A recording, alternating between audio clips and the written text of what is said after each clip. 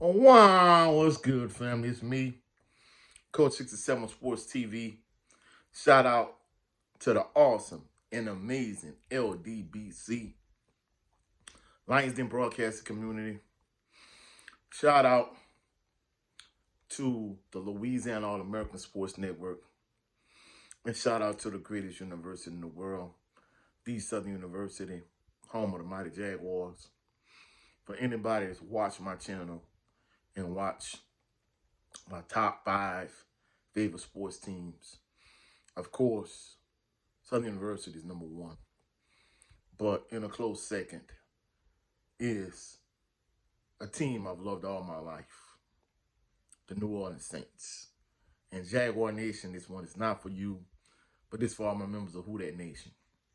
Now, when the Saints started off the season 2-0, a lot of people was like, yeah, the Saints, they Super Bowl contenders. We're going to be only the second team in NFL history to play a Super Bowl in our home stadium. And I'm like, hold on.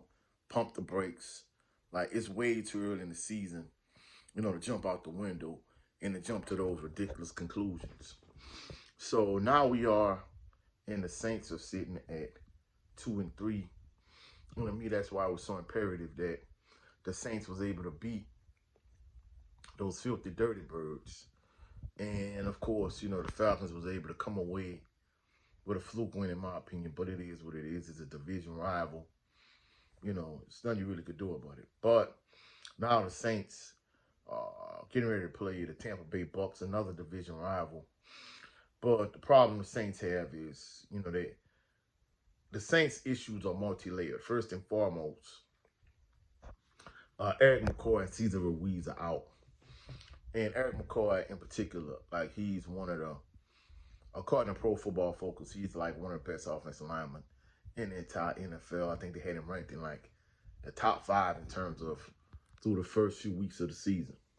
So losing him is big, and also losing Cesar Ruiz is big also. So at this point, the Saints has a patchwork offensive line, and you could see the way Chris Jones and the Kansas City Chiefs just dominated up front in the Monday night's game against the Saints. And as a result, Derek Carr got hurt. Nah, let's keep it real. I'm not even going to sugarcoat it. I'm not a Derek Carr fan whatsoever. Me being a man of faith, I like that aspect of him. But as a just straight quarterback, as far as I'm concerned, he's extremely overrated. I didn't see why the Saints went and got him. As far as I'm concerned, they should have just stuck with and kept Jameis Winston instead of going and get Derek Carr. But Dennis Allen, that's is Derek Carr's guy. So Derek Carr and Dennis Allen, they joined at the hip. And unfortunately, I think for Dennis Allen, Derek Carr is going to sink him. And it's going to be the reason why he loses his job eventually. That's just my personal opinion. But today's game against the Bucs, Spencer Rattler is going to start. And personally, I think Spencer Rattler has more upside and more potential than the other backup, Jake Hayner, and realistically more than Derek Carr. Also, I think Spencer Rattler could be the heir apparent, and he could be the future quarterback of the Saints. But I don't want him to start today. This is the reason being is because like I said earlier, Eric McCoy and Cesar Ruiz are out. Basically, the Saints have a makeshift offensive line, and truthfully speaking, he's a rookie quarterback, whereas Jake Hayner is a second-year quarterback. Both of them extremely inexperienced, and you're going against the Bucs, and truthfully speaking, it's a recipe for disaster. As a Saints fan, I really truly hope the Saints could find a way to win this game, but unfortunately, you have a quarterback and Spencer Rattler has a lot of upside, a lot of potential, but he's still a rookie. One and two, he's working behind a makeshift offensive line. Last week with Alvin Kamara, they really couldn't get the run game going with Taysom Hill out, and I think Taysom Hill, you know, I've reached the point where I have to kind of give him his credit because Alvin Kamara is truly the Saints feature back. Jamal Williams is more the power back, but Taysom Hill is kind of like their middle guy. that gives him a little bit of a different dynamic. He's stronger than Alvin Kamara, even though Alvin Kamara is a strong running back. Hill is stronger, and Williams is a power back, but I think Taysom Hill, he has more of a little bit of an it factor, and he has just a little bit more elusiveness to him than Jamal Williams. And, in short yardage situations, you definitely get a ball to Taysom Hill. And in addition to that, his amount of versatility and utility that he brings to the table for the Saints. Not only could you put him at running back, but you could put him at quarterback. You could let him run some zone read option. You could let him run some quarterback power. You could put him at tight end, let him block. Put him at wing back. You could split him out wide, throwing the ball. Uh, so Taysom Hill versatility and utility, it helps the Saints a great deal. And when he's not in a lineup, it hurts the Saints. So even if you do have Kamara and Williams, like just the two of them, it's not gonna give you that additional dimension that having Taysom Hill gives you. So,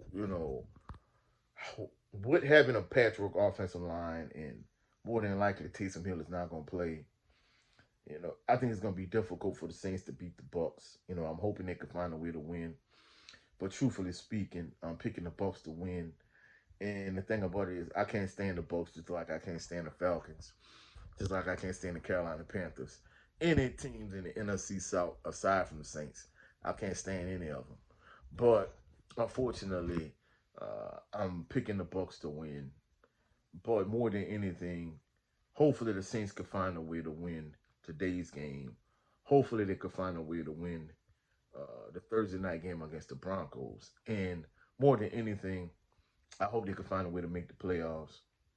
And truthfully speaking, if I'm Gail Benson, it's the same. If the Saints don't make the playoffs, I'm firing Mickey Loomis. I'm firing Jeff Ireland. I'm firing Dennis Allen. I'm getting rid of Derek Carr. I'm getting rid of Cam Jordan. I'm getting rid of Demario Davis. I'm getting rid of Tyrann Mathieu. I'm just blowing the whole franchise up. Keeping Spencer Rattler. You might as well let Jake Hanna go too. I'm blowing the whole thing up. I'm going to keep Chris Olave and Rashid Shaheed. I'm keeping my young cornerstone pieces. But other than that, I'm blowing the whole thing up. And you just might as well start from scratch. Just looking at what the Houston Texans did with C.J. Stroud, looking at the Washington Commanders did with Jaden Daniels. I mean, truthfully speaking, you see franchises with young franchise quarterbacks having success in the NFL, and there's no reason why that can't be the Saints. But that's it for this video. If you saw any value in this video, like the video, share the video, comment in the comment section, subscribe to the channel. Also click the notification bell so you can be alerted anytime I post any new videos. Go check out some of my LDBC family members. Go check out my brother, Jared 11 Green. Today, 3:30 p.m. Central Standard Time, the Southern Baller Show. We're going to talk about some NFL, talk about some college football, talk about HBCU football. So go check him out on his channel. Check us out today. Me, him, his twin JB, and a panel. Also, go check out my brother Brent Fox. What his show is just me starring Brent Fox. Go check out my brother Cadillac Red Supreme Beast Boxing Talk on his backup channel, Supreme Beast After Hours. And lastly, go check out my brother 7A Sports TV with his backup channel, the LDBC General. I'll catch y'all on the rebound. Y'all have a blessed, phenomenal day. Peace and blessings.